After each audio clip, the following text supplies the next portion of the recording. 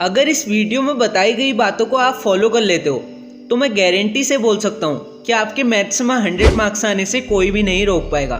और अगर आपको मैथ्स अच्छी नहीं लगती तो इस वीडियो के बाद आपका मैथ्स में इंटरेस्ट डेवलप होना शुरू हो जाएगा।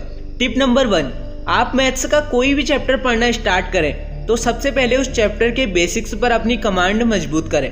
उस चैप्टर के बेसिक पर कई ज़्यादा क्वेश्चन लगाएं और बेसिक से आगे बढ़ते बढ़ते एडवांस तक जाएं और हर टॉपिक पर कई ज़्यादा क्वेश्चन सॉल्व करें। इससे होगा ये कि आपको उस चैप्टर के सभी फॉर्मूले तो याद हो ही जाएंगे, साथ में आपका कॉन्फिडेंस भी डेवलप हो जाएगा और आप आगे आने वाले चैप्टर्स को भी आसानी से सॉल्व कर पाएंगे। टिप नंबर 2, आपको मैथ्स के क्वेश्चन को कॉपी में लिख लिख कर सॉल्व करना है। कई स्टूडेंट्स मैथ्स को हिस्ट्री की तरह याद करते हैं। मैथ्स को सीखना और फील करना चाहते हो तो मैथ्स को कॉपी में लिख लिख कर सॉल्व करो। जितना आप मैथ्स को सॉल्व करोगे उतना ही आप मैथ्स में सिली मिस्टेक्स करने से बचोगे। कई बार स्टूडेंट जल्दबाजी में 3×3 को 6 लिख देते हैं। ये सब सिली मिस्टेक्स प्रैक्टिस ना करने की वजह से होती हैं। इसलिए अपना एक टारगेट सेट कर लो कि मैं मैथ्स में हर 2 दिन में एक रफ नोटबुक को भरूंगा। जब आपकी लिख लिख कर मैथ्स में काफ़ी प्रैक्टिस हो जाएगी तो फिर ना ही आपसे सिली मिस्टेक्स होंगी और ना ही आपको मैथ्स से डर लगेगा। टिप नंबर 3, अगर आप मैथ्स को सिस्टमेटिक वे में ना पढ़ो तो मैथ्स आपको समझ में नहीं आएगी। जैसे अगर आप लोअर क्लास में हो तो आपको सबसे पहले addition, multiplication, division, LCM, HCF जैसी चीज़ें पढ़नी पड़ेंगी। अगर आप बिना इसे पढ़े इक्वेशन सॉल्व करने चले जाओगे तो आपसे वो कभी भी सॉल्व नहीं होगी और आपका इंटरेस्ट भी मैथ्स से हटने लगेगा। अगर आप 11th-12th में हो तो आपको पहले ट्रिग्नोमेट्री, इन्वर्स ट्रिग्नोमेट्री जैसी चीज़ें पढ़नी पड़ेगी।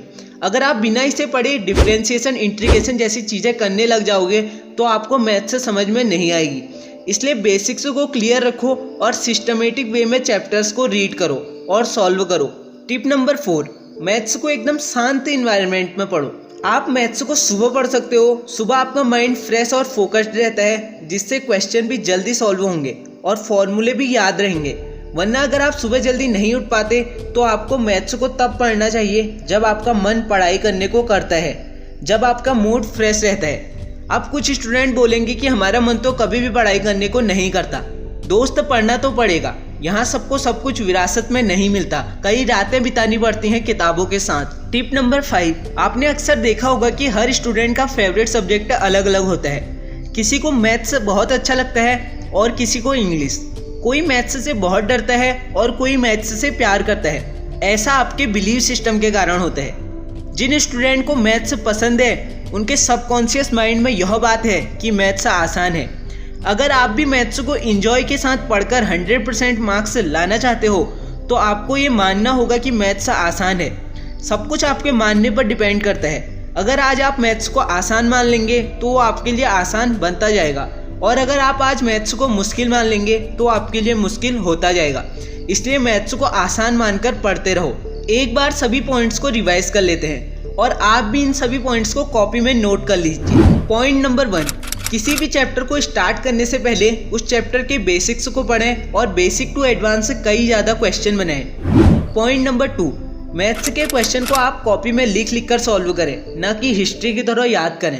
पॉइंट नंबर 3, मैथ्स के हर चैप्टर को आप सिस्टमेटिक वे में पढ़ें। पॉइंट नंबर 4, मैथ्स को सुबह पढ़ें और शांत इन्वायरमेंट में पढ़ें। पॉइंट नंबर 5, मैथ्स को आसान मानकर पढ़ें जिससे वह आपके लिए आसान हो जाए। आप इन 5 पॉइंट्स को जितना % फॉलो करेंगे आपके मार्क्स भी मैथ्स में उतने ही आएंगे।